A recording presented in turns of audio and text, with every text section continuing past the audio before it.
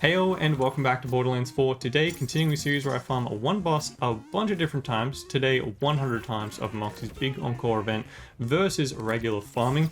Taking down all the drops info so you can know what we can roughly expect, including world drops and purple rarities. If you like these kinds of videos, by the way, drop a sub. It is much appreciated. Today, I farmed Origo, Vault Boss Origo 100 times. And this might feel like deja vu because literally last weekend I farmed them 500 times and made a video about that, and the very next week they made it Moxxi's big Encore event.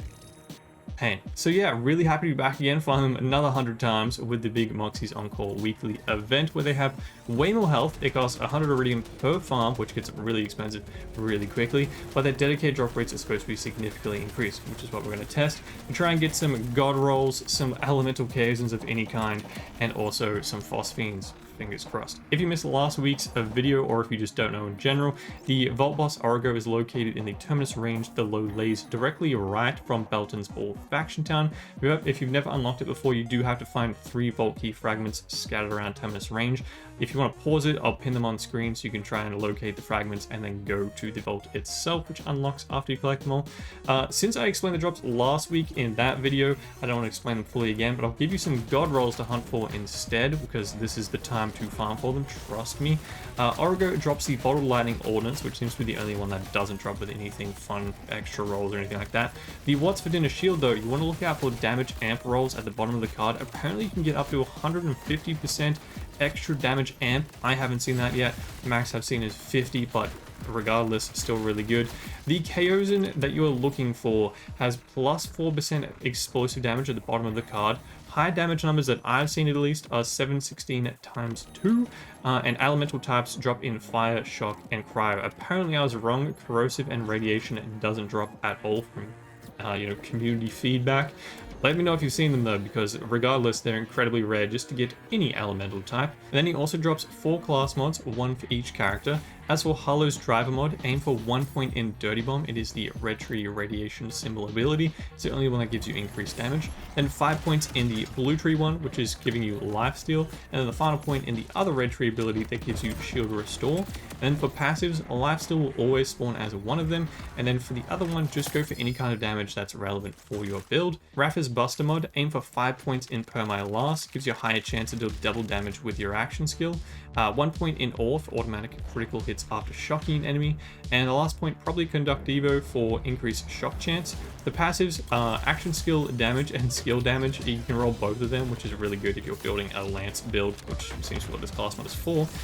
Vex class, I haven't played Vex yet, but the class mod that I've heard people are looking for, and that's what I'm actually looking for when I play them, is 5 points in Obedient Fiends for increased minion damage, 2 points in Grave Sustenance for action skill duration restore, it's a kill skill, or 2 points in Grave Current for bonus minion shock damage. For the passives, looking for kinetic damage and skill damage as the passives. For Aemon, likewise, I haven't played him yet, but from what I've heard, looking for 5 points in Berserk for bonus cryo damage and 2 in Age of Ice for increased damage to frozen enemies as well as bosses, with passives, cryo damage and melee damage at the bottom. Let me know if there's better roles to go for, particularly for Aemon and Vex, because again, I haven't played them, but that's just what I've heard and what it looks like to be the best roles. I also have a Discord community for trade sections for people looking for gear, particularly if you found one of these insane god rolls and you're looking to share. It is linked down below. You're more than welcome to join. Now, as for the drops, after 100 farms of Origo using Moxxi's big Encore machine, where it costs 100 iridium per farm, and they have significantly more health, we got 156 total legendaries, which is insanely high.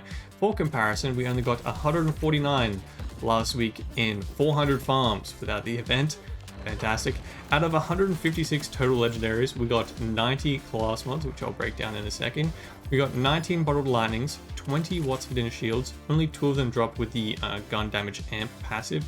One of them with 20% and one of them with 50% gun damage amp. We also got 23 Chaosins, the main thing that I was looking for. In comparison to last week, we got 30 across all 400 regular farms.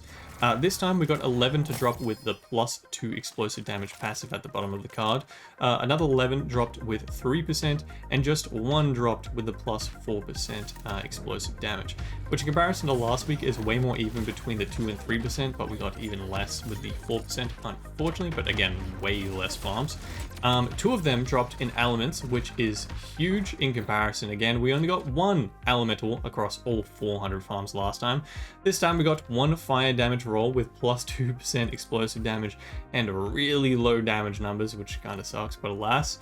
And then we got 1 shock with +3 explosive damage and slightly higher damage numbers, but it's still pretty terrible to be honest. But hey, across 600 farms, we managed to get all 3 elemental types that actually drop, so that's huge, minus 10k iridium. We also got 2 world drops, which are unaffected by the event. You get the same per 100 farms farming normally versus farming with the iridium. And then we also got 2 that fell under the map, 2 random legendaries. Who knows what they were? Probably god rolls knowing me. And then we did also manage to get 1 Phosphine Shiny Chaosin at 93 farms into the big Encore farms. AKA about 600 farms total of Origo, we managed to get the Phosphine to drop for the Chaosin.